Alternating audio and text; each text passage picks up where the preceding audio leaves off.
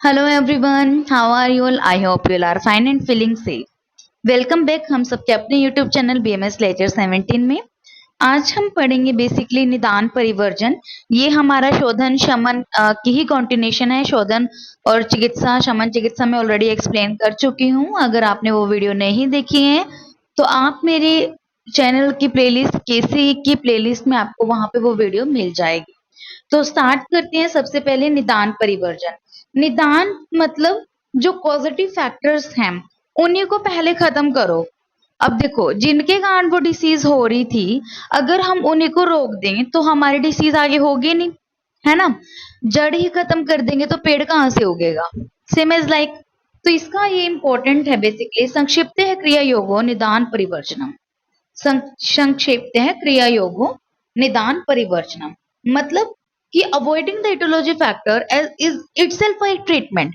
अगर आप निदान परिवर्जन को ही क्या कर दो, खत्म कर दो, अवॉइड कर दो, तो वो एक ट्रीटमेंट ही बनता है, क्योंकि यही सबसे इंपॉर्टेंट बात होती है आयुर्वेदा में। तो nidan parivarjan refer to avoiding etiology factor by patient and also treating the etiological factors by physician in case of vata vyadhi. देखो, वात व्याधि में क्या होता है कि वात के कारण व्याधि होती है।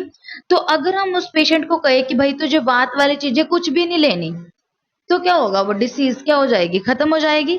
जैसे वेरियस डिसीज हम निदान परिवर्जन से क्योर कर सकते हैं। मेन वाइल तो ऐसी कोई भी नहीं है डिसीज जिसको हम निदान परिवर्जन से ठीक ना कर सकें, ठीक है।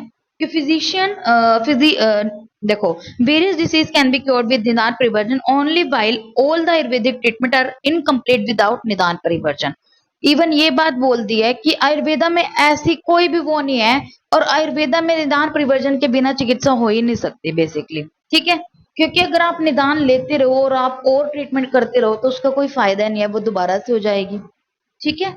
इफ अ पेशेंट कंटिन्यूस निदान सेवन, वही बात जो अभी मैं बोल रही हूँ। अगर वो देखो, अगर हम उसके निदान को तो रोके नहीं और ऊपर से और ट्रीटमेंट उसको समन कर रहे, शोधन कर रहे, तो उसका कोई फायदा नहीं है, उसकी डिसीज नहीं जाएगी। तो सबसे पहले हमें क्या करना पड़ेगा? निदान का ही जो उसने सेवन किया है उसको खत्म करना पड़ेगा।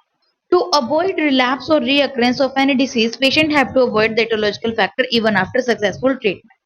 अगर उसने सक्सेसफुल ट्रीटमेंट ले भी लिया, उसके बाद भी उसको इटोलॉजी फैक्टर जिसके कारण उसको डिसीज हुई थी ना, बाद में भी उसको उसका सेवन नहीं करना चाहिए।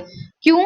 अगर देखो, अगर बाद में भी वो उसका सेवन नहीं करेगा, चलो एक बार तो हमने उसको कहा इतने टाइम के लिए कि तू ये चीजें नहीं खानी है, ठीक है, उसकी डिसीज भी अब क्या होगी? क्योर होगी। लेकिन अगर उसने सोचा नहीं मैं दोबारा खा लेता हूँ, नहीं, उसको तब भी नहीं खानी है। अगर दोबारा खाए तो रियकरेंस उसकी हो जाएगी, दोबारा वो डिसीज उत्पन्न हो जाएगी। Nidan parivarjan not only help in treatment but it's also help in prevention of the disease. ये नहीं है कि ये सिर्फ ट्रीटमेंट करता है, ये बचाता भी है, ठीक है। अगर वही अभी जो मैंने बात कही है, अगर आप निदान का सेवन बाद में भी रोक के रखते हो तो आपको वो डिसीज दोबारा नहीं होगी, ठीक है। तो फॉर एग्जाम्पल इन ऋतुचर्या पालन आपको बताए हुए हैं कि इस ऋतु में ये दोष बढ़ते हैं, तो ये वाली आपको चीजें नहीं खानी चाहिए, ठीक है। तो जैसे बसंत ऋतु में आपका बसंत ऋतु में कफ रहता है ना, तो कफ वर्धक आहार विहार आपको नहीं खाना चाहिए, क्योंकि उस टाइम ऑलरेडी है कफ। अगर आप और कफ वर्धक चीजें खाओगे तो क्या हो जाएगा? और ज्यादा कफ बढ़ेगा और कफ जन्य व्याधियां उत्पन्न होगी। तो इस तरीके से आपको क्या है? निदान परिवर्जन करना चाहिए। यहाँ पे हमारा निदान परिवर्जन कंप्लीट हो गया है। अगर आपको इसमें कोई डाउट है तो आप मुझे पूछ लेना। एंड जिसने मेरे चैनल को अब तक सब्सक्राइब नहीं किया तो please subscribe my channel, like share comment on my video and thank you so much for watching my video.